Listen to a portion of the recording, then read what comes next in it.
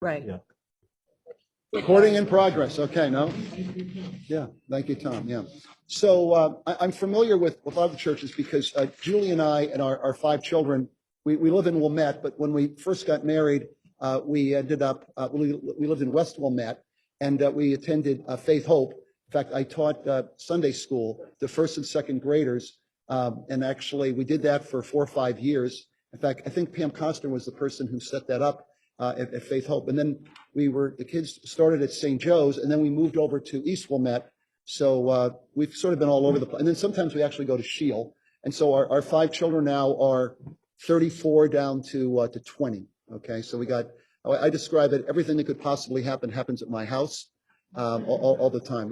So I ended up, when I got out of Northwestern, I ended up working at Baxter. I know a couple, our colleagues here were suppliers at Baxter. So I always say I went to Baxter for 2 years as a junior financial analyst. I forgot to leave, and I was there for 25 years. Small businesses, large businesses, international, and was very, very, very blessed, very fortunate to end up becoming the chairman and the CEO.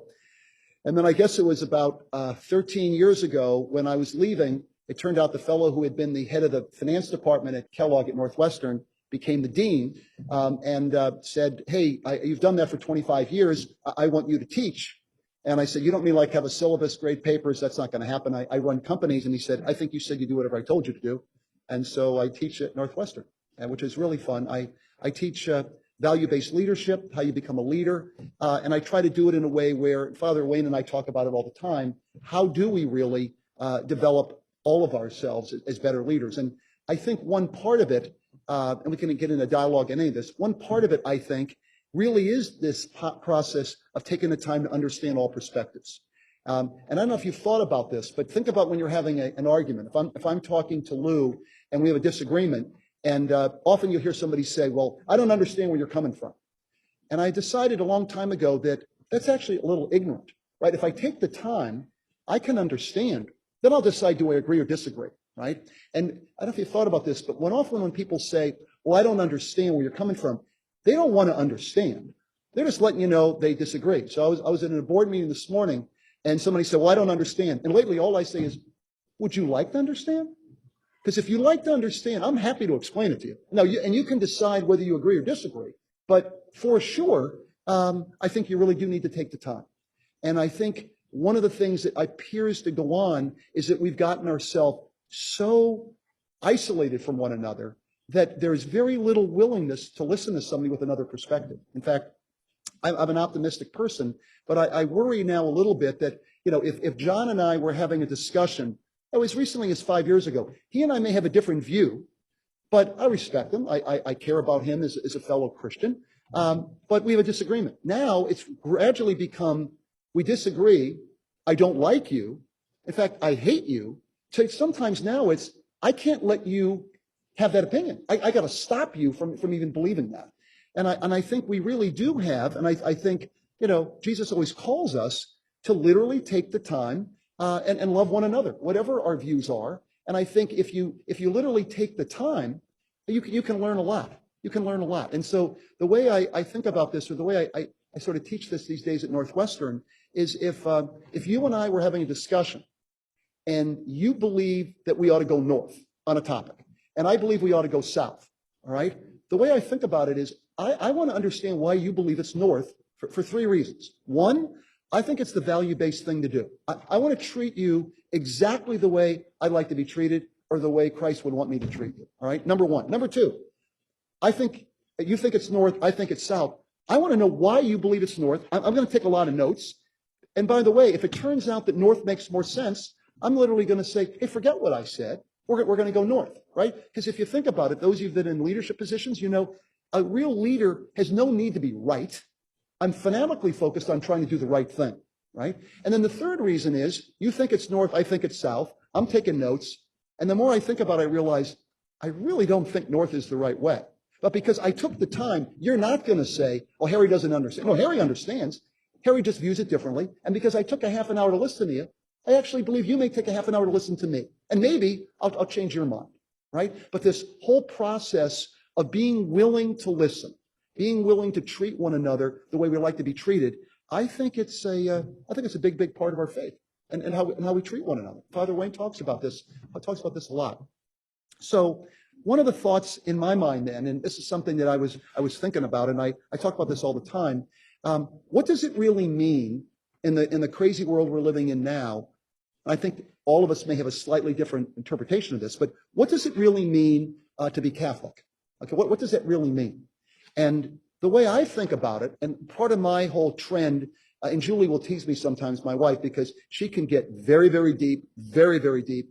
And as Father Wayne knows, I keep things at a very simple level so I don't confuse myself. And I keep it very, very simple. And what I mean by that is, I look at it very, very simply this way. My uncle was a priest. Julie's aunt was a nun. And what my uncle always used to keep it very, very simple. He literally basically said, you know what? Here's how simple this is. Jesus came in the world. He died for our sins. We kind of follow him, and hopefully we have eternal life. Okay, check the box. I understand the concept, okay? And then I think he said, Father Wayne knows where, but I think he literally said, there's basically only two things you really have to do, all right? You know, love God with your whole mind, your whole heart, your whole soul, and love your neighbor as yourself. Okay, so check that box. I keep that pretty simple. And I think what I always admired, because I do like to keep it simple, I think he said something like, unless you become like a child, it's difficult to enter the kingdom of heaven. Okay, so I'll take the child perspective. Okay, I will keep it very, very simple. Now, one of the interesting things for those of us, because I think that part of the note said, how do you deal with things in the workplace? Very, very often, and I hear this from a lot of good people, I'm sure you do too. Well, you know what? No, I have a very strong faith, and that's something that's really important, Harry. But, you know, I have to be honest, I've got to separate this a little bit, okay? Because, you know, in my work environment, there's a lot of folks that aren't Catholic or they're not Christian. And so I sort of separate this. And I have my box maybe on the weekends or at night, but this is my work life. And my whole perspective, and that's why I always say opinion rather than answer, my whole opinion has always been, if that's what we're called to do, and that's why we're here, and we're here for a blink of an eye. I mean, a blink of an eye. I don't know how you separate it. I don't know how you separate it, okay? And so how you live your life and the example you set, because I think we're called to set an example for as many people as we possibly can. So in my mind, I think of it as I will be very respectful. I'll probably say that word 10 times. I'll be very respectful of other people. I'll be respectful of the fact that there are other people that don't share our beliefs, and I'll respect that. But I think there's no reason why they can't understand and know how we're going to operate and why we do the things we do. And I think we share that with folks, and people will make whatever judgment that they would like to. But I think if you're not willing to do that, and you try to separate this, I think it gets very confusing, because among other things, I don't think we're setting a good example of what Christ really is calling us to do, right? And I don't even know who said it one time, but it hit me where somebody once asked the question. I think I was on a retreat, and somebody asked the question. They said, if you got accused of being a Christian, and you had to go to court, could they ever persecute you, right? Is there enough evidence of you living a Christian life that you could ever be convicted? And as you think about that, you know, if you keep this really, really quiet, nobody knows what you are or what you believe. And I think that becomes a very, very important one. So a couple of personal maybe stories here. And then again, I'd like to open this up in any way that is helpful. And when I say we can talk about anything, we can talk about anything. But a couple personal things.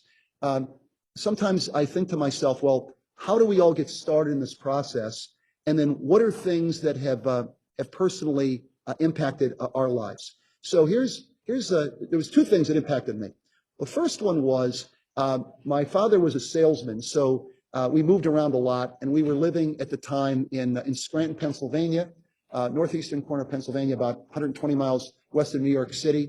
And that's where my grandmother was from. That's where my dad was born. And when she was sick, we moved back there. And well, the nice part about that was my dad's brother, my uncle, who was a priest at St. Mary's Church in Scranton, Pennsylvania. And he'd come over every Friday night, and my mother would make fish, whatever, and then they play pinochle, which I guess it's a card game.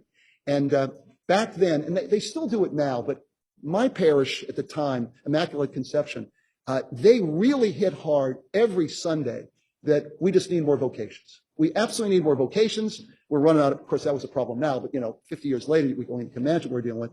And he literally, the priest said, we just need more vocations. And we got a serious problem. So one Friday night, I think I told Father Wayne this story. One Friday night, my uncle comes over. We're playing cards. And afterwards, I think I was like 13. And I was in the 7th grade.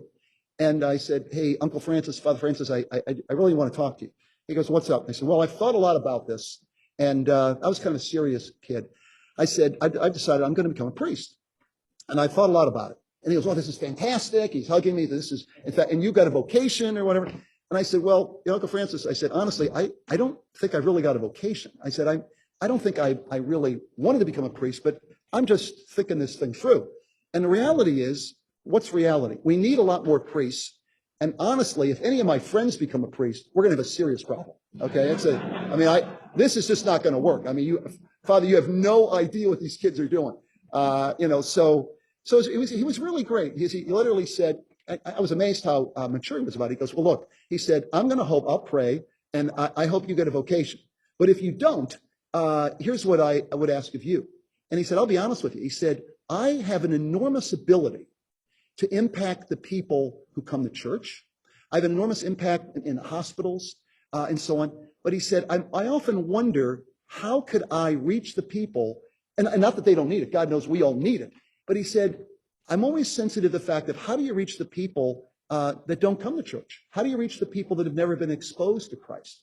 And he said, here's what I would ask you to do. He says, whatever you end up doing, whether you go into business or whatever, I literally would just ask you to be an example to draw more people to Christ. And I had this incredible feeling of relief. I thought, oh, that sounds like that's doable. And he passed away a couple of years later. But I've always remembered that. And in all my years at Baxter and now teaching at Northwestern, I think of him every day. And I think to myself, the blink of an eye, we're on this earth. What difference do we want to make? And as we all know, very often, and this is why I get a little philosophical, very often we'll talk about how short life is. People say, oh, life is short. But I really don't think most people really think that through carefully of what that really means. And for me, by the way, I'm a fairly optimistic person, so I don't view it as a negative at all. I mean, I view it as, hey, we'll enjoy our life, hopefully with your family, your children, your grandchildren, or whatever. But hey, if the whole idea is to have eternal life with Christ, passing away, I don't view as a negative. It'll happen at some point. But I think a lot of people think of it as, oh yeah, that's way out there. And because I was a math major, for me, I always think about the numbers, right? And Julie doesn't like it when I do this, but I told Julie, I said, I truly, I'm 67 now. I don't view myself much differently now than when I was 27. And what I mean by that is I've been very lucky. I've never broken anything. I try to run 3 miles every other day. I really feel pretty good. But I've gone from 27 to 67 like that. I mean, I'm teaching in one of the same classrooms now that I was a student in 40 years ago, right? And literally I think to myself, no, was that a year? Was that 5, 10 years ago? That was 40 years ago, right? So I told Julie, I went from 27 to 67 like that. I told Julie, if I snap my fingers again, if I'm still around, I don't think I will be, I'd be 107. Julie said, let's not talk about that. No, let's talk about it. It's mathematics. It's 67 plus 40. She said, I don't want to talk about that. So once you're kind of comfortable with that and you realize, okay, we really are here for a short period of time. My oldest daughter, I think, okay, I was teaching her Sunday school at Faith Hope. No, she 10, 12, she's 34 years old. Father Wayne married her 4 months ago, okay? I'm still struggling to say the word son-in-law. I mean, how does that happen, okay? But it's happened. She's married. Super nice guy. Actually, he converted. He just became Catholic. And Father Wayne has played a big role in his life. So once you realize it's a short period of time, what difference do you want to make? How do you want to live your life? What example do you want to set, right? So very, very often, I try to say to myself, okay, well, now what's reality? So reality is I'm at Northwestern. Now, Northwestern University, phenomenal school, great school. It's gotten so good, there's no scenario I could have got into the school. I mean, thank God I went there 40 years ago. But I'm always thinking when I teach these classes, how can I have an impact on these students? But I want to be very respectful. This is a secular university, so, I want to be, when I give a lot of talks at Notre Dame or, DePaul or Loyola or up at St. Thomas in Minnesota, where most of my family is now from. But I figure at Northwestern, how could you get the message across? So the way I do it, and I've described this to Father Wayne a lot, it's sort of evolved very nicely because I teach a class called value-based leadership. And so I start every class by saying, okay, we're going to talk about how you can all become better leaders. And the reality is you can't possibly lead other people if you can't lead yourself. So this really does start with your ability to lead yourself. Well, how do you lead yourself? You have to be self-aware. You have to know yourself. Okay. We're all very active. We got a million things going on. You have to slow down, turn off the noise, turn off the gadgets, get off by yourself, and spend a little bit of time self-reflecting. Now, we would call that prayer. I call it self-reflecting at Northwestern. And they'll say, well, what do you do? And I'll say, well, I have no answers. I have an opinion. No, but what do you do? And I say, well, what do I do is I spend 15 minutes every day doing a personal self-examination. And they'll say, well, can you give me an example? I say, well, I'll give you an example, but, some people may take a walk. Some people may meditate. Some people may exercise. I said, I spend 15 minutes. I'm not a morning guy. 5 kids, a lot of boards, a lot of teaching. I'm usually do this late at night. I'm usually kind of a midnight guy. And I spend 15 minutes doing a personal self-examination. And they'll say, well, can you tell me about that? And I say, well, yeah, mine literally goes like this. What did I say I was going to do today? What did I actually do? What am I proud of? What am I not proud of? How did I lead people? How did I follow people? If I lived today over again, what would I have done differently? And then the last one is if I have tomorrow, based on what I learned today, how will I operate differently? On whatever dimension of your life has any significance, as a spouse, as a father, as a leader, as a follower, as a teacher, whatever you happen to do. And the students get very interested in this. And it's like, well, how long have you been doing this? And how did you start doing this? And of course, there'll always be 1 or 2 students who'll say, this sounds a lot like St. Ignatius' spiritual exercises. I said, yeah, that's exactly what it is. That's exactly what it is. And then of course, some of the more cynical students will say, oh, so you started this when you were, the CEO of Baxter. Or that. I said, no, I actually started this when I was at Kellogg 40 years ago. So you've been doing this, how often do you do this? I said, I do it every day. An example I give is that if all of us are at a party till midnight, most people probably brush your teeth before you go to bed because that's a habit. So I've done this every day for 40 years. And the students will say, well, do you have to write it down? I said, I don't think you have to write it down. I try to write a couple notes down because if I don't write anything down, am I self-reflecting or am I daydreaming, particularly if I've, shared a bottle of wine with somebody, okay? It could be a little difficult. So I do write it down. And then usually somebody will say, well, so when did you actually start this process? Which gives me the opportunity to and I talk about this a lot in my writings, but the story of how this all started, this is the second impact. The first impact for me was really by my uncle, Father Francis. The second impact that goes like this. I went to a small college in Wisconsin for undergraduate school, Lawrence University, small liberal art college, about 180 miles north of here in Appleton, Wisconsin. And when I was a senior, I admit this now, there was a period I didn't admit this, but when I was a senior, I met a young woman who was a freshman. It was actually much worse than that because not only was I a senior, it was her first day of school, first day of college, because I had the best job on the campus. I ran the checkout desk at the library back when you had to go to the library, and you couldn't check a book out if I didn't know who you were. It was a phenomenal job.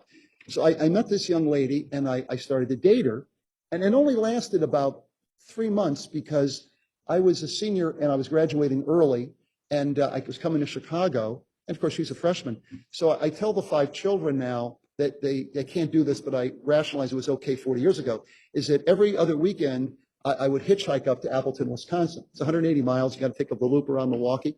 And I did that for about 2 months. And then I got a call from her father. Okay. Very, very intense Irish Catholic guy from St. Paul, Minnesota. And he said, I know what's going on. My daughter's 17 years old. You're visiting her. We need to spend time together.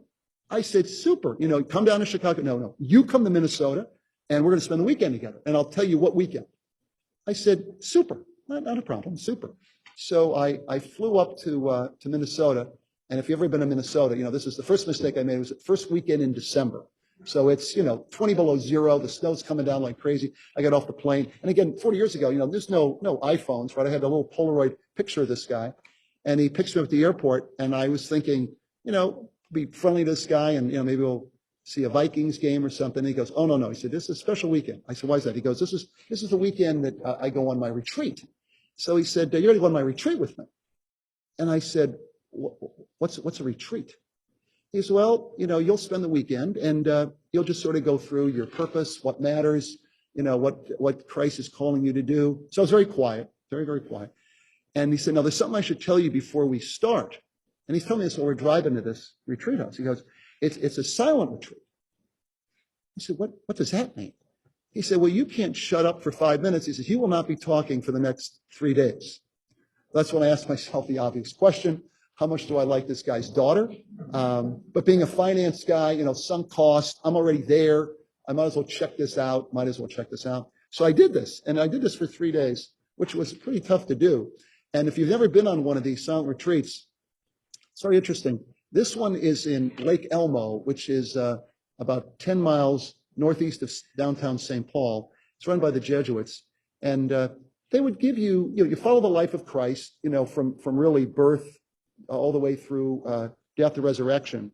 And they give you different things to read. But this fellow, this first year, he would give you little exercises too. And one of the exercises, for example, was, he said, you're flying home and the plane crashes. That's it.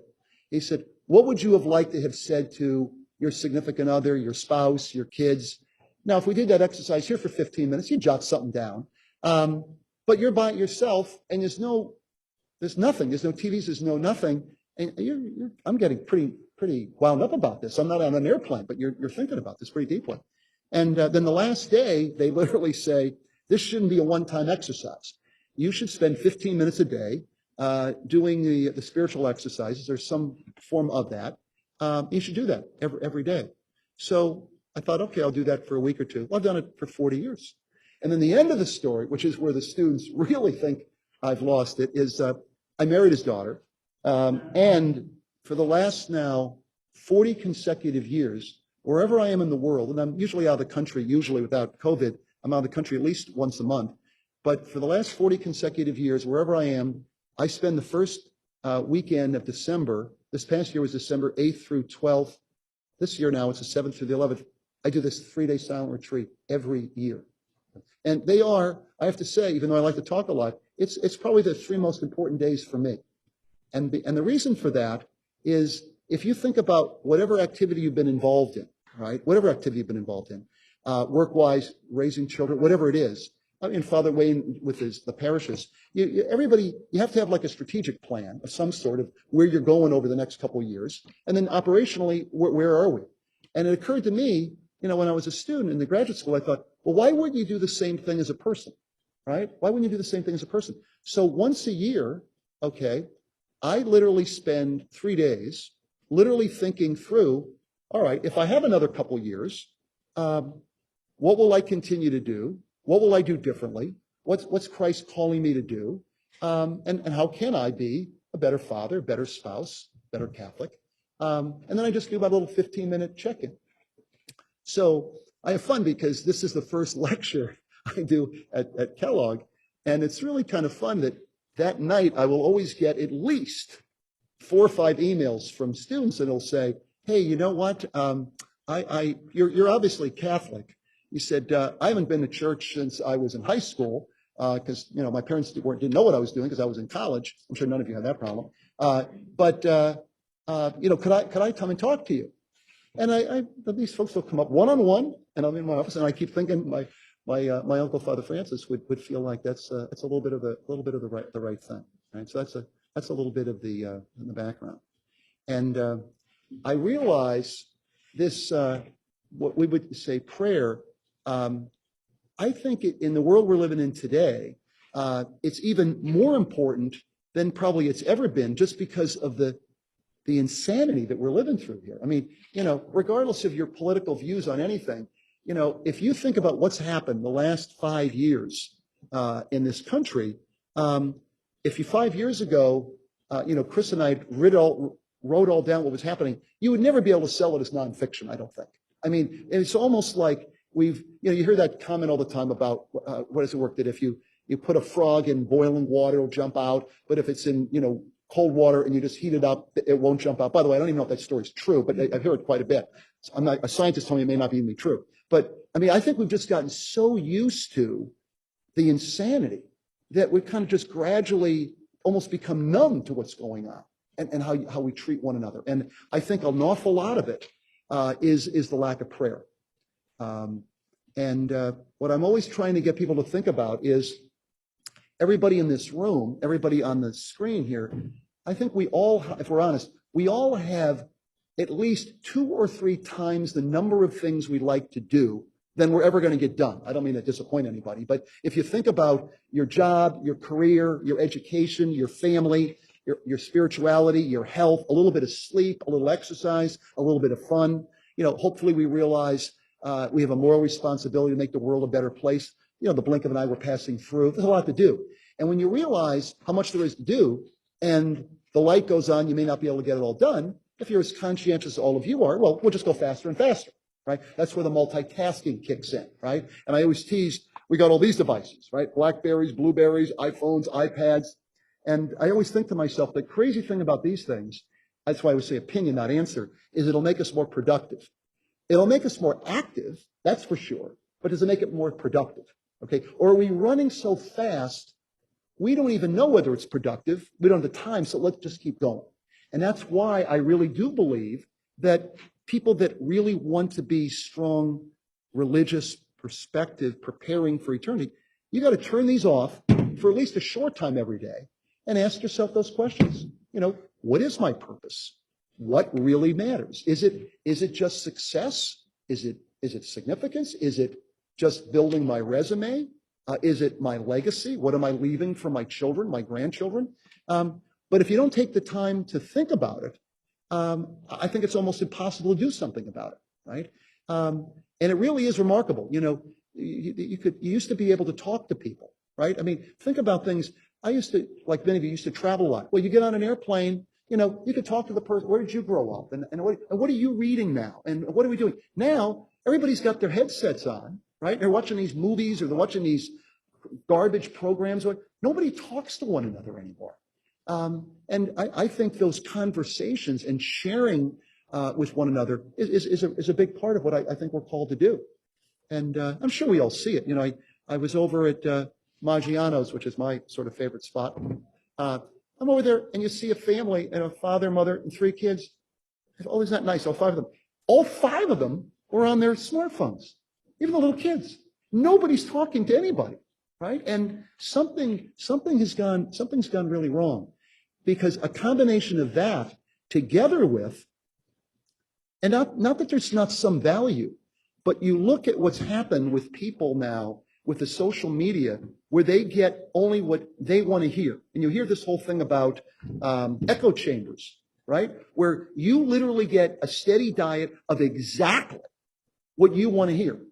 And you have no understanding of any other perspective.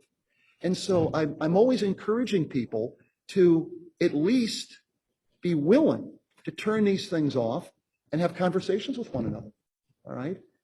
And really take the time, as I said up front, take the time to understand, why do people believe the things that they do?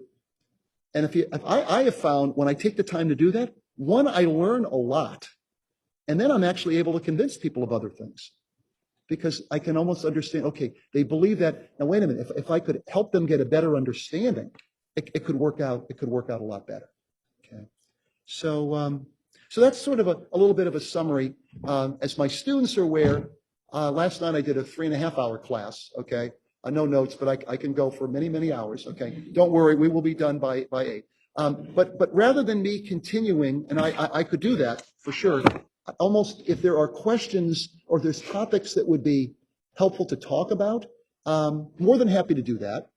from either, for any of you folks here, just let me know what you think would be helpful. Or Father, if you think there's things we ought to talk about. And then also, is there a way that folks that are on the video here, if they have questions, how do we pick up their questions?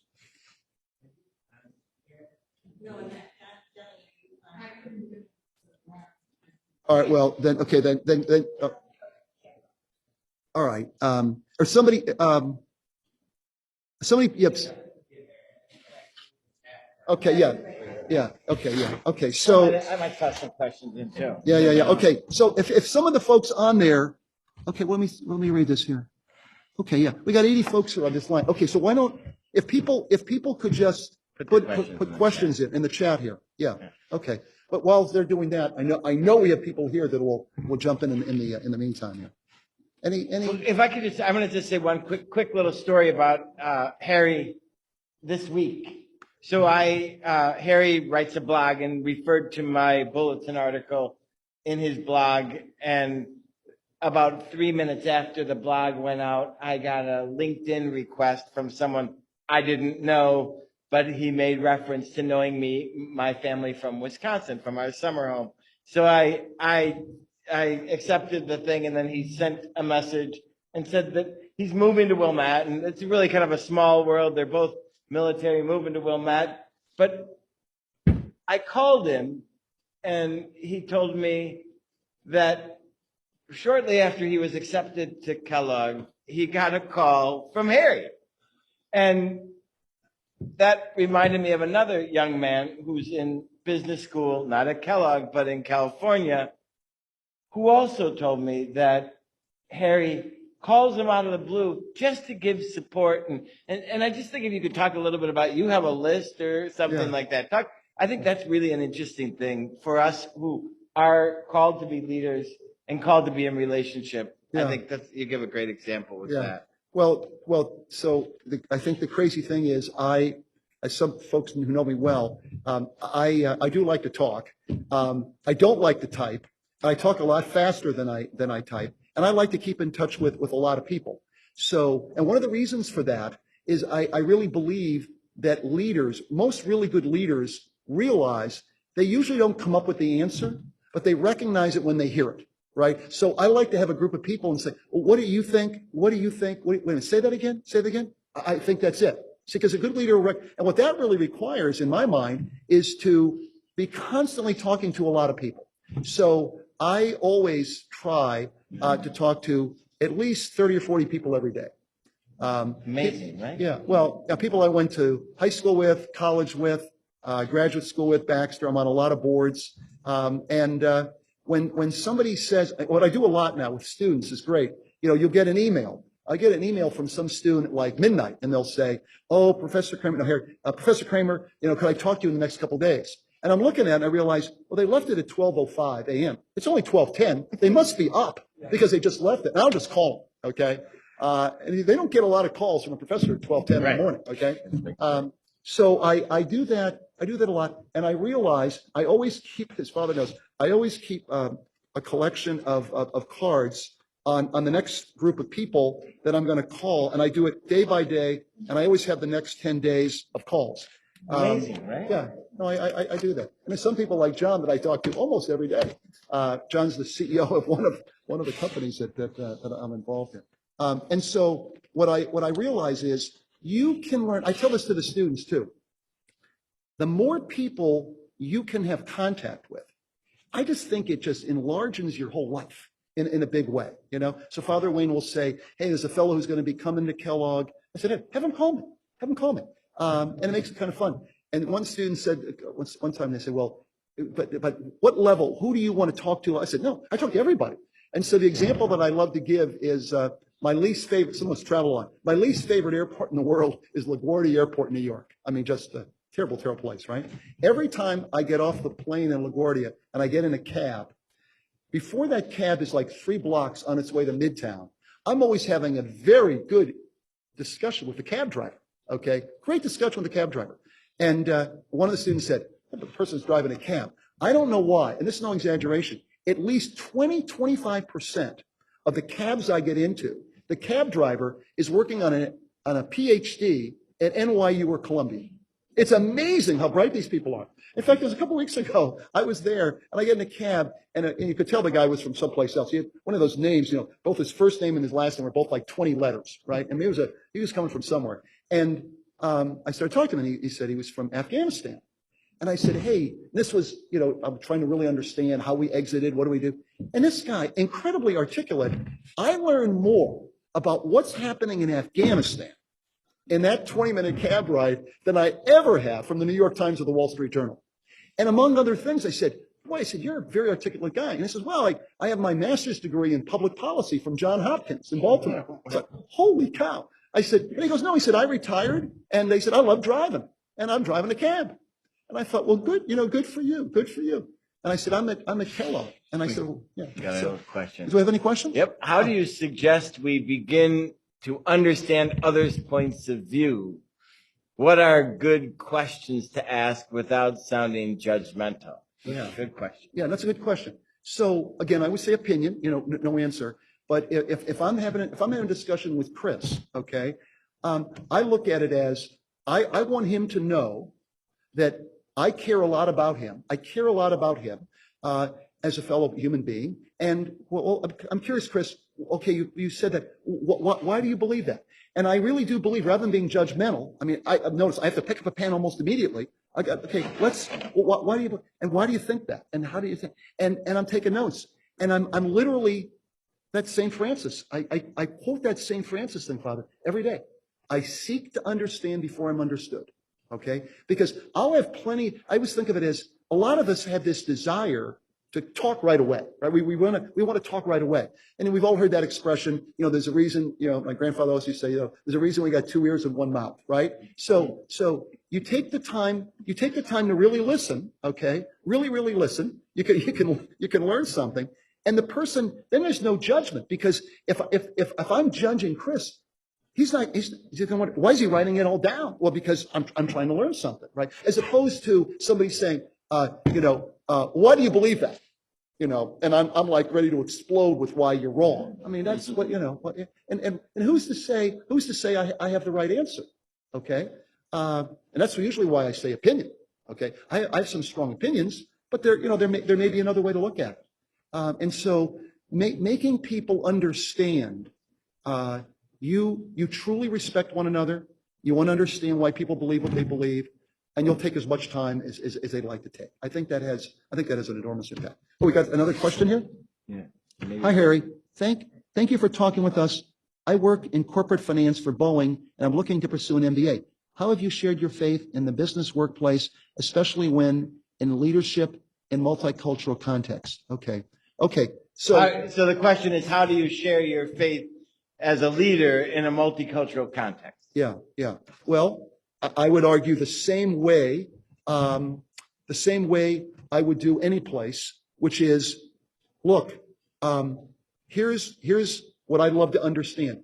What do you believe? Why do you believe that? And again, at Baxter, we had 55,000. I don't use the word employees, but we had 55,000 team members in 103 countries. All right, and I would always every other week or every third week, I'd either be in Europe, Latin America, or Asia, and I loved sitting down with people, Father, wherever they happen to be, and just understanding how they think about things, why they think about them, and being open to it, right? I mean, it's very, very simple things. I would go to Japan, and they would say, oh, well, would you be willing for us to show you around? And they would take me to a Buddhist temple, right? And then they would take me to a rock garden, and of course, I would never go to a country without reading the history, the religions, the politics, how people do things. And so that, to an average American, it looks like a couple of rocks on the sand and they're just looking at it. No, they're taking the time to self-reflect. That's the way and by sitting there for an hour and a half, saying nothing, and then just looking at it, it's all of a sudden that people could relate to you.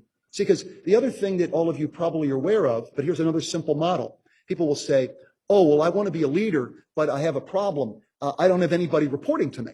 And I always say, as we all know, leadership has nothing to do with titles and organizational charts, right? Leadership has everything to do with the ability to influence people. And the only way you can influence people is you have to be able to relate to people. right? So if you can relate to people and really demonstrate, why do you do that? How do you do that? How does that work? And so on. You relate to people, you can influence them, and you can lead them. And the multicultural piece, I think it was Catherine that was mentioning it, is realizing it's not one way or another way. It's that every area of the world operates differently.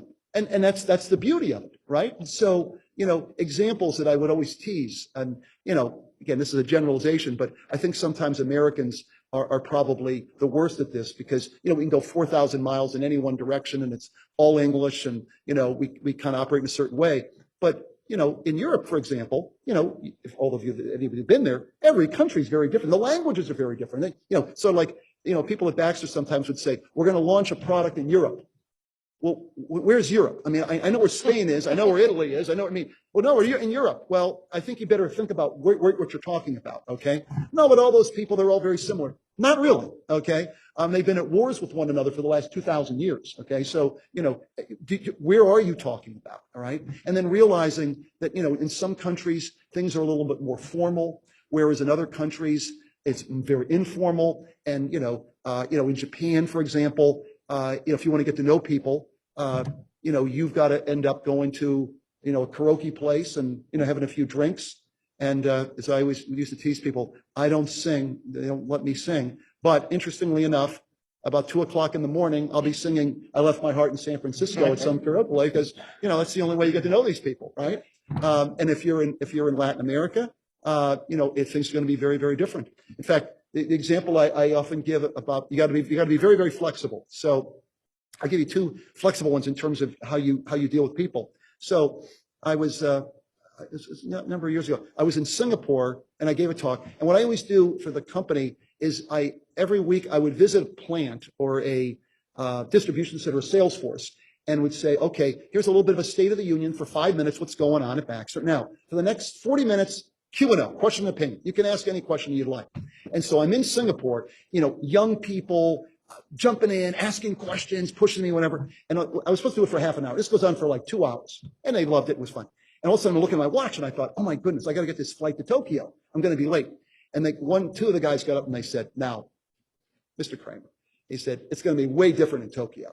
He goes, they're not going to ask any questions at all because, and there's some truth to this is all changing now, but there's some truth that the way harmony is so important, those who've been in there, harmony is so important in Japan that if you ask a question, it could be an embarrassment that if you had explained it well enough, they wouldn't have to ask a question. So they don't want to embarrass you. So they're not going to ask questions. But the guy was so cocky about it. I ended up saying, oh, they'll ask questions. They'll ask questions.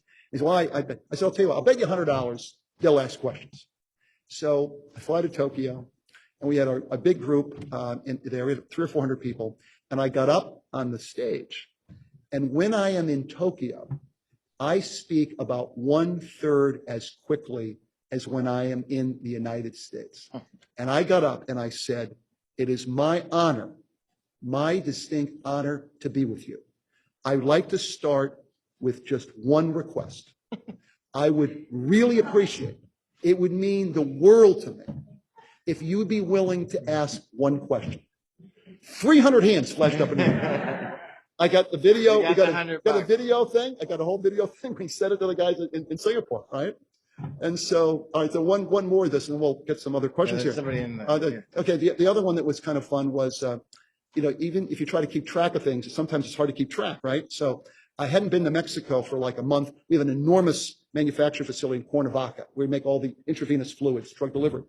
And I called the guy, the plant manager, I think it was Jose, and I said, Jose, I said, I'm thinking of coming down. Hey, does December 12th, does that work okay? Oh, boy. Yeah, does that work?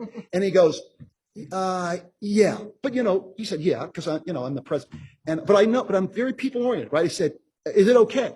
And he goes, yeah. I said, Jose, it's not okay. He said, oh, that's Our Lady of Guadalupe. And I said, oh, okay. No, I get it. I said, forget it. He said, no, I'll tell you what I'd like you to do. Why don't you come down December the 11th? And we can do the plant, we can visit the facilities, look at all the research. And he said, and could you stay for December 12th?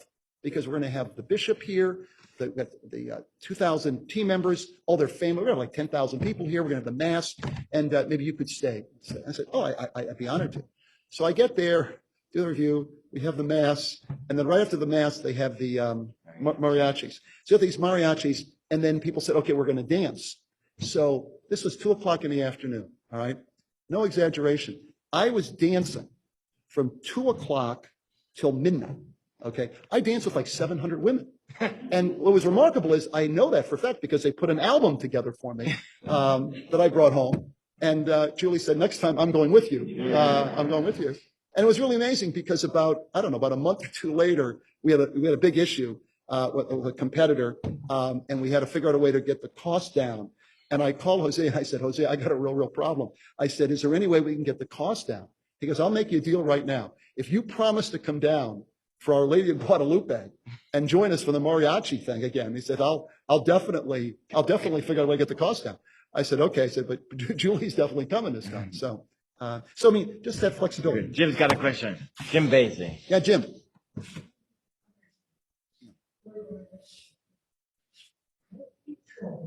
Mhm. Wow. Wow. And these kids have so much more information and theory than I have. Right. Right. Right. These kids have at home making information. Yeah. This high. Yeah. And they have information. People, what can I do to teach you use this information properly? Yeah. Good question. Help other people. Yeah. Yeah. Yeah. So allow me just to repeat the question for the people on the computer. Yeah. So Jim Basie's asking how he can, as a senior citizen, father and grandfather and great-grandfather, help his younger generations to use the information that they have at their disposal to make our world a better place. Yeah. Well, and so great question. Okay. So always an opinion. And one of the things I talk about, is it Jim? Is that your friend? Yeah, Jim. Jim. So Jim, one of the things that is big for me, I talked about self-reflection. The other one that is big for me, there's 4 principles. The other one is balance. In my mind, everything is a balance. So are these things bad? No, but there's got to be a balance. So to your point, the fact that young people can get an amazing amount of information out of these things, that's great. That can be very helpful. But the balance is that you have to, in my mind, it's got to be regulated. All right. Maybe you say you can do that for an hour a day. Okay. Or, a certain amount of time. But we also want to make sure that you're taking the time to talk to people. And the talking and the discussion. See, what's very interesting is some people would say, oh, here's a really good example for all of us. In the old days, if I was talking to John and we both like baseball and we're trying to remember, okay, what year was that Bob Gibson had a 1.12 earned run average? Okay. Was it 67, 68, whatever? Well, we're having that discussion. And while we're having that discussion, we're having a really good time. We're debating or whatever. Well, now you can just punch that up and there's the answer. So there's no discussion. There's no figuring out, wait a minute, what year was that? And was that the year after? So yes, you can get information quickly, but it's not clear to me that that's better because I think you lose a lot of the discussion. That's one piece. The other piece is, I think, like everything in life, if it's going to be a balance, it's got to be regulated. Okay. I personally don't think, think of when you're growing up, you had one television. Okay. And when mom said, okay, it's 8 o'clock now, turn the television off, you go up and do your homework and you're going to bed. Well, I can't believe it. There are kids that are like 9 or 10 years old that have these in their bedroom. Not a good situation. Okay. I don't know what the heck they're looking at 10, they're 10 years old at night. Okay. And so I have seen people say, literally, that in the old movies where, the cowboy comes into the bar and they have to put all their guns on up on the bar. I've seen people get smart and say, you know what? The charging station for all these things, it's in the kitchen, on the kitchen table, all plugged in. These do not go upstairs. They don't go upstairs. That in my mind is a major, major problem. You got 10, 11-year-olds talking to one another at midnight. Not a good situation. Okay. And some of these parents, well-intentioned, I don't think they even know what's going on. You know, I've seen parents say, well, we don't let them watch those TV shows. You have no idea what they're watching because they can get just about anything on these little things. It's absolutely unbelievable. So, you know, I mean, there is a role, I think, for parents, and it's a balance. And grandparents too, right? And grandparents and great grandparents. But again, I think conversation, you know, really, as Harry said, you know, Yeah, go ahead. talking and no, relationships. you keep talking. I'm going to see you. Oh, no. Yeah. So I think You have another question here? there's a couple. All right. Hi, Harry. Nancy Sordas here from Baxter. You headed financial planning and analysis back in the 80s. I worked with Dennis Muscat and Gary. Okay. Let's see if there's some questions here. Just, I'm not surprised. Oh, it's just a hello. Okay. in the Hello. chat. Hello. Nice to see you. Yeah. Hi, Harry. Thank you for sharing your experiences this evening. Can you describe your top 5 strengths as a leader? I just finished up a leadership course, and I'd like to be interested to find out your top 5 strengths as a leader. Top 5 strengths. Well, I'm not so sure any of them are a tremendous strength, but if I think about leadership, another way I think about it is it's a journey. I think every day we're given, every day God gives us, we're called to get better than the day before. So the ones that I focus on are the 4 principles I talk about. Number 1, being self-reflective, being self-aware, trying to get to know yourself better and what your priorities are. I think that's a strength. Balance, to Jim's point, I try to think about everything in terms of a balance. Okay, there's how do I find a middle ground on whatever it is, and I give you examples of that. I think another strength I try to focus on is having something that I call, and Father's heard me talk about this, true self-confidence. And people will say, well, what's the true? You're either self-confident or you're not. Well, there are many people who can act self-confident who have no self-confidence at all. And I try to get leaders when I do programs for businesses or whatever. I always ask folks, do you have true self-confidence? And I've come up with 2 questions that you can ask yourself to test whether you have true self-confidence. Anybody can do this. Here are the 2 questions. You can test yourself, you test your spouse, test anybody. But here's the 2 questions, your kids. Question number 1. Have you reached a point yet in your life where you're comfortable to say, I don't know? I don't know, but I'll tell you what. You tell me how fast you need an answer. I'll get you an answer, but I'm not going to wing it. I'm not going to pretend I know. I don't know. But I'll find out quick. Question number 2. Have you reached a point yet in your life where you're comfortable to say, I was wrong? What Lou said makes more sense. Let's do that. And this is very interesting. I think about this a lot. Why is it that a lot of people don't want to admit they don't know and they don't want to admit that they were wrong? Why is that? Well, my guess is if you're my boss and I say I don't know, you may not think highly of me, and I want you to think highly of me. But think of that little model I gave you before. Leadership, influence, relate. Leadership, influence, relate. Here's a thought. Most people do not relate well to people who know everything. In fact, most people don't relate well to people who never make a mistake. I don't know how to relate to these people. But if I say, Lou, I don't know, but I'll find out, I think Lou may say, you know, Harry's a regular, I can relate to him. If you can relate to me, I can influence you and I can lead. It works the opposite of what most people fear. Now, you're all mature enough. When I talk about this with younger people, I go back to balance a minute, okay? If Chris is my boss, and every time Chris asks me a question, I say I don't know, I have a larger problem. I'll be unemployed, right? You do have to know your job. So there's another balance, Jim. Yeah, there's a balance. There's a balance, okay?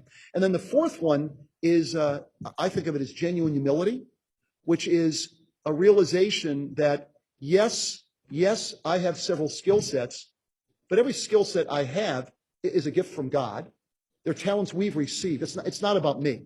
And the reason, again, I say genuine is that there are people that can act humble, but they're not humble at all, right? And then sometimes students will say, I got this a lot the other night, they'll say, well, one young woman, very bright, said, how do you know if you have genuine humility? And if you think you have it, do you really have it? There's a great question. There's a great question. So I had to come up with another question. So here's the question I use. You can use this one again with your family, friends, you know, whatever, or yourself.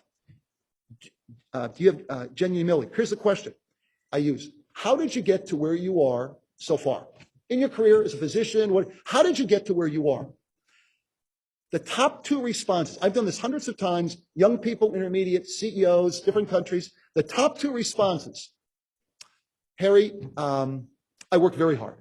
I worked very hard, number 1. Number 2, I have several skill sets. And the combination of working hard and skill sets, that's how I got to where I am. Now, if you ask me that question and I don't think about it, I could say, I work hard, I got several skill sets. But if you're self-reflective, you're self-reflective, you're self-aware, you take the time, you pray about it, think about it, I'll give you 5 things that have impacted my career, and then you can decide whether it's impacted your career or not. 5. Number 1, luck. Let's pause a moment on luck, okay? I was pretty lucky. Number 2, timing. Being in the right place at the right time. Some people combine luck and timing. I tell the students, I don't combine it. And I always tell them the little story, this happened to some of us, where one time I got promoted. The person who was in the job right before me, when they were in the job, they accomplished nothing. You replace those people, you look like you walk on water, right? And there were several times I literally just said, hey, I'm just breathing. Big improvement over the last guy who was in the job. My timing was amazing. Number 3, the team. Now, this is an important one, right? Because I'm sure when you first started off, right, I was competing with people at Baxter, no exaggeration. They could do the work of 3 people. I could barely do the work of 1 person. But I actually figured something out. They can do the work of 2 or 3 people. I'm relatively convinced they can't do the work of 30 people. So if I can figure out leadership, influence, relate, if I can create an environment that everybody wants to work for me, it's a little bit like the Tom Sawyer thing with, paint the fence. I thought it'll be work okay. Luck, timing the team, mentors, sponsors. We've all had people, if it wasn't for those people, we never would have been in the jobs we were. No way. You never forget the people who helped you get to where we are. And maybe, pay it forward, maybe we have a moral responsibility to help the people that are behind us, right?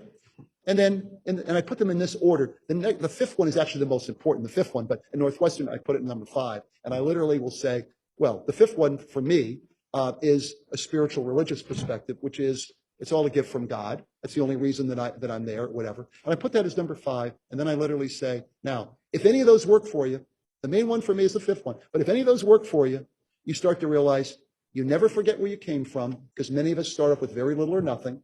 You keep things in perspective. And those of you that have done really well know, we all know this, the higher you go up in an organization, there will be people that are going to start to say, Harry, you're amazing. Harry, you're remarkable. If Harry's not careful, Harry could start to believe it. And why is that a problem? One more time. If it's leadership, influence, relate, most people do not relate well to egomaniacs. Most people do not relate well. And you start to realize every single person matters, right? And the way I usually end it is I usually say, with students, I'll usually say, well, how many of you want to be leaders? Everybody raise their hand.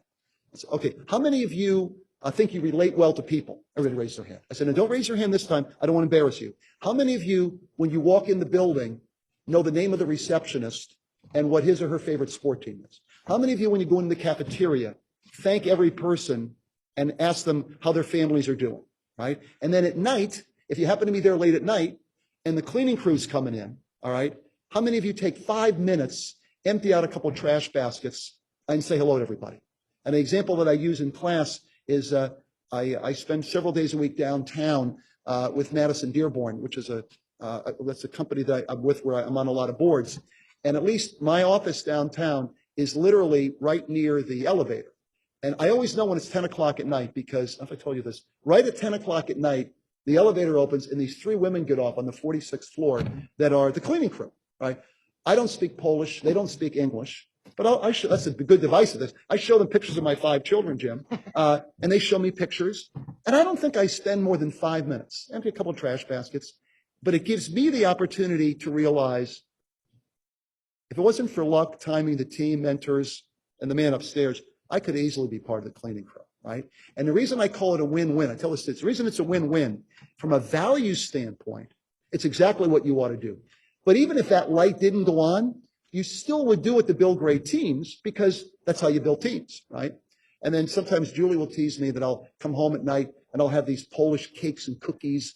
These are my buddies. And you never forget where you came from. It has an enormous impact. So those are the things that those 4 principles is what I focus on.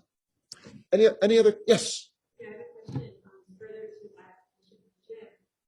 What is your approach to making sure that your children can pass on the values that you hold?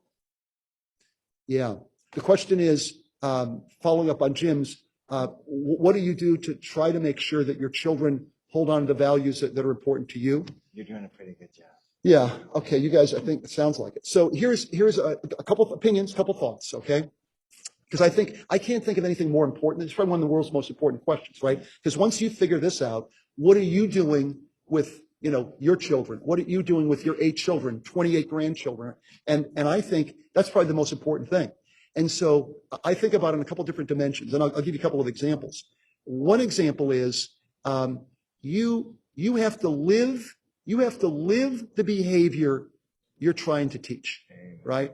I mean, at the end of the day, let's be honest, and I'm sure you see it, they'll drop their children off for mass and then they're going off someplace. Well, wait a minute. Where are you? Okay. I always quote Andrew Carnegie, the steel industrialist many years ago, supposedly said, the older I get, the less I listen to what people say, the more I watch what they do. People watch what you do. Okay. If you're swearing or whatever, what are the kids going to do? Right. If the father and the mother are yelling at one another, what's the example that you set? And I think the example that you set has an enormous impact on what you do. And I think the earlier you teach that, the bigger the impact's going to be. Right. Little crazy things. Right. One of the things that I talk about a lot in class is this whole how you manage your time. Right? Because you'll hear this expression a lot. I'm sure, show of hands, how many of you heard this expression, work-life balance? You hear this expression a lot. This is, as John knows, this is probably the most confusing statement for me because I literally take the math very seriously. Work-life balance. It sounds like you're either working or living.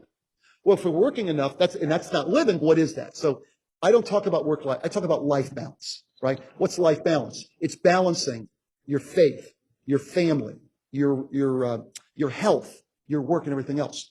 And the whole idea of how do you make sure? And I literally refer to it as 168, right? And 168, some people know, turns out to be, any guesses? Usually 1 out of 20 people always know. 24/7, yeah. You had 168 hours in a week, thank you. But 1 out of 20 people. And some people say, people say 24 times 7. Wait a minute now. Multiply it out. Carry the 2. It's usually 168. Everybody's got 168. So when my kids were starting to be almost teenagers, and they would literally say, well, Dad, I take my faith seriously, but I don't have time to go to church. I said, well, I'm a math guy. 1 hour. 1 divided by 168 is 0.8 of 1%. Now, if you tell me that you have no faith at all, no, I do. Well, then how could it be less than 1%? Okay? How could it be less than 1%? So maybe it ought to be, if it's 3%, then probably you ought to be going to mass more than once a week. Or you ought to be praying, or you ought to be doing your spiritual exercise. You better be doing something, right? That's one piece. The other thing I think, and this some of this gets personal because it depends on the family, right? The other one, if we're real honest about it, and Julie gets all the credit because she's the one who really focused on this one, is that some families, some parents, the way they justify they're not spending time with their children is, well, I have this job and I have to do all this work, and I'm really doing it for the family, right? And I'm always reminding people, most of the time, the kids don't need more money. They need parents. They need somebody to set an example. That's what they really need, right? But unfortunately, we're living on the North Shore of Chicago, right? So the temptation of, well, we're just going to give them all this stuff. And it's nothing that they really need. And I was very, I think about this a lot. I was very lucky with my father and my mother because they taught us from very early on that, hey, if you do well, you want to buy something for yourself, fine. But keep it in perspective. And the expression that my dad used to use, he died a number of years ago, and I don't know if he stole this expression from somebody, but I share it a lot. He always used to say, have you ever seen a hearse going to a cemetery with a coffin in it with a U-Haul behind it? And I said, Dad, what are you talking about? He says, well, 90% of the people I know, they must either believe all this stuff is going with them when they die, or they must think they're living forever. Because if you figure it out, you can't bring it with you and you can't live forever. What are you doing with all of this stuff, right? Now, he was pretty balanced, and he'd always say, hey, if you've done well, you want to treat yourself for something nice. But he always used to say, Harry, never be possessed by your possessions. Never be possessed by your possessions. And it's a case where it happens. And some of these parents, they're thinking and Julie was very careful about this because Julie would say, oh, we're very blessed, we're fortunate. We could get Susie a car or whatever, but you know what? If she decides She wants to marry a fellow who, and they want to teach, second grade at St. Joseph Francis Parish. I don't think they're going to be having a car right away. All right. And so you have to figure out a way to do that. So Julie got me going on that real fast. So I'll give you two examples that my oldest daughter reminds me of. One is, at one point, I think she was like turning 16, right? And she's living up here, and she literally said, well, what kind of car am I going to get?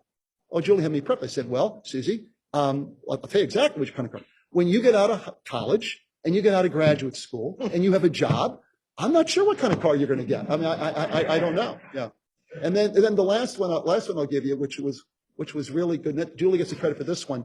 That one of the kids, because we have 5 kids, I mean, you had 8. They're growing up so fast. If you wanted to get a new bicycle, you can get new bicycles like every year, right? And Julie's thought was, well, wait a minute, we could do like a trade-in. When we do the what's the thing every year we have here? The rummage. The rummage, yeah. We can get to switch to the rummage. And so Susie, I think it was Susie, it could have been Andrew. One of them literally wanted some brand new bike, and it was like $300. And we're not going to get a $300 bike. Why would we do that? And so we can do the trade-in. It got like for $10. And supposedly, Susie said, well, why can't I do that? I said, well, this is why we're going to do this. And then I guess she got a little, militant as they do, 13 or 14. She said, well, I talked to whoever it was, Mary's mother. Mary's mother said that, Dad, you're like the 3rd highest paid person in Chicago this year. And she says, what I'm curious about, are we millionaires? And Julie, without stopping, said, well, Susie, your dad may be, but you have no money at all. Julie gets all the credit. So I think, what's the example that you set? Yeah. And just in my mind, you keep it in perspective. So you can do a couple nice things, but boy, oh boy, I think the biggest advantage that some of us had is we had nothing. And that's when, you go to college. And I remember the biggest advantage I had was I didn't have anything, right? So I show up at Lawrence University, and there was no way I was going to miss a class. I mean, I knew what every class cost, every hour cost, whatever. And my roommate was from like Lake Forest, and he shows up. I show up with this one, I guess it was like a Samsonite plastic purple suitcase, right? And this guy, his father's unloading this truck. I mean, literally, our room, it must have been like 10 by 10. He's got these speakers, and this is 40 years ago. He's got these enormous speakers. He's got, and I think it was like the second week of school, he said, hey, can you take notes for me? I said, for what? He goes, my dad's taking me skiing. I said, skiing? He goes, yeah, he's going to pick me up in a plane. I'd never been on a plane. And he said, we're going to Vail. And all I could think about was, they're going to take an airplane to fly to Vail and ski down a mountain. I said, I remember seeing that like in a James Bond movie, okay? All right? And you realize I had enormous advantage over these kids, okay? I never missed a class. I mean, I was not the brightest guy floating around, but boy, oh boy, Julie did the same thing. We did very, very well. Mostly because some of these people, they just didn't go to class. It's just incredible what some of these people do. And they got their car, it's like, what is it? And kid in college, what does he need a car for? Why would you have a car in college? I mean, so, but those are opinions. Okay. Yeah, but sensitive people's time. It's only $168 in a week here, so I know you guys have other things to do. Well, I'll read one more question, and then maybe Harry will stick around for a little bit. Yeah. We'll let the people who are on the computers go home, but this is from Patrick Crawford. Okay. I love how you model the mantra, be courteous, not judgmental, and how you incorporate the Ignatian practice of a daily examine.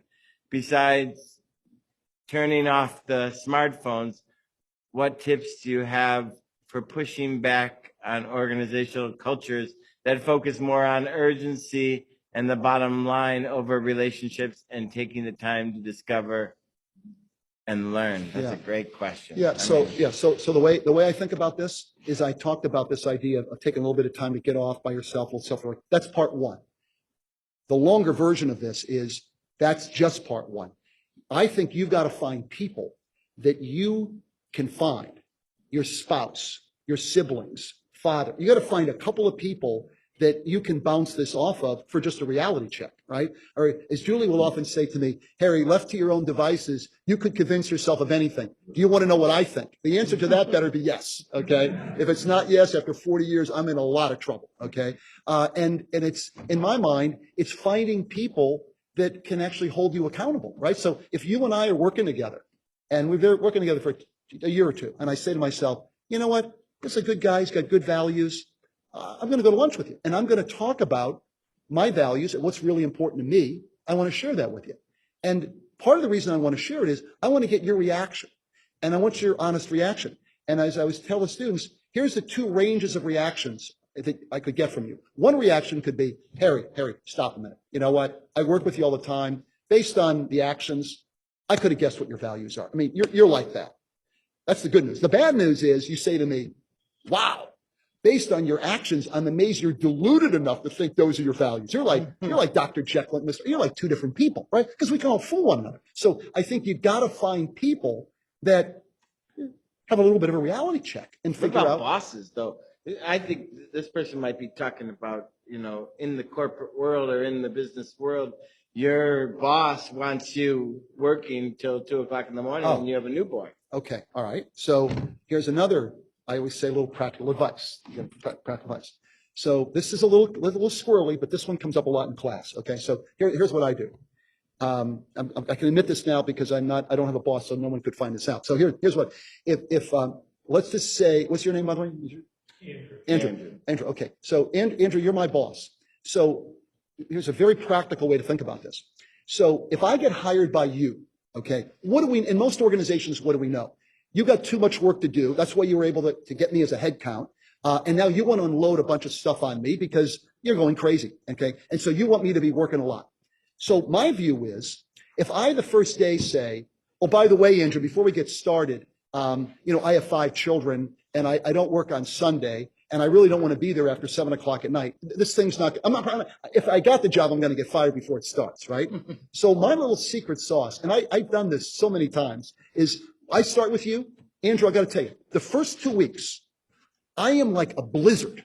Okay. You want something in 3 hours, you get it in an hour. You want something in 2 days, you get it in a day. Okay. I literally, you become convinced literally after 2 weeks, I am like phenomenal, not good, phenomenal. And I'm churning like crazy. Okay. Now, what I don't tell you up front, I'm only doing this for 2 weeks. I really am. Because at the end of 2 weeks, and this is a secret thing, at the end of 2 weeks, you'll say to me, hey, Harry, you know what? Hey, tomorrow on Saturday, we can do this. Hey, I'll tell you what, Andrew, you know what? I'm actually taking the 5 kids up camping in Door County this weekend, whatever. I'll tell you what, my friend, you tell me what you need on your desk at 8 a.m. Monday morning, it'll be on your desk. See, because what I realized over time, and maybe some of you realize this, is we got to get the job done. That's why they call it work. That's why we get paid or whatever. But what you really need, in my mind, is flexibility. And so once I've earned the flexibility from you, maybe it's 2 weeks, maybe it's 3 weeks, then I will figure out how to get it done. So a lot of people would tease me and they'll say, well, geez, how did you manage Baxter with 5 kids? Well, when I wasn't traveling, okay, even in sort of an intermediate level role, I would always try to leave by 6:30. I got home in time for dinner, maybe coaching one of the sports teams, helping them with their homework, their prayers, whatever. But realistically, when everybody got down around 9:00, okay, around 9:00, I go for a jog around Wilmette for 45 minutes. People would say, geez, jogging at 9:00, you're going to get tired. I'm not going to bed yet, okay? Because from 10 to midnight, okay, that may be a couple nights a week. I'll churn out the email. I'll make the calls to Europe. That was always fun, by the way. In Europe, I'm calling them right when they're coming to work, okay? So in my mind, by demonstrating you'll get the job done. It's not a question of whether you'll deliver, but I need a lot of flexibility. So very rarely did I ever work on a weekend. Very, very rarely.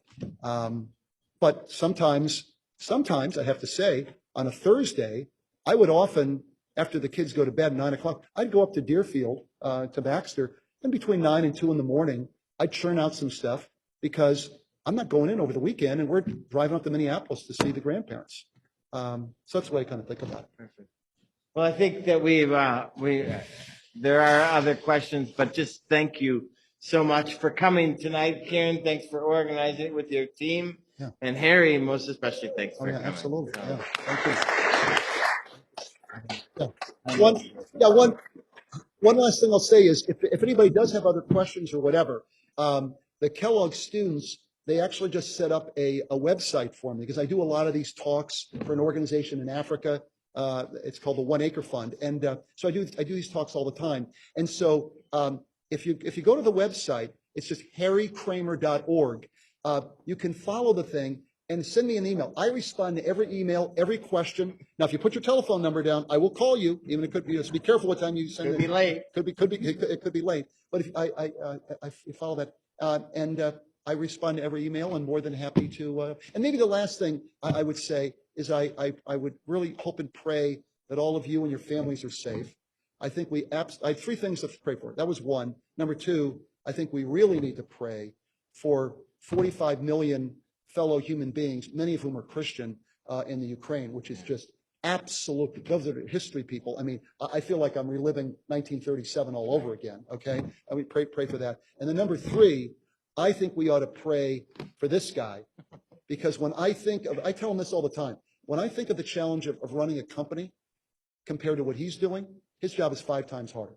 If you think about the pressure and the stress of what a guy like this has to deal with, bringing the parishes together, bringing the community together, I think I have a little round of applause for you. No, thank you. Great. Okay. Thank you. Yeah, thank you, buddy.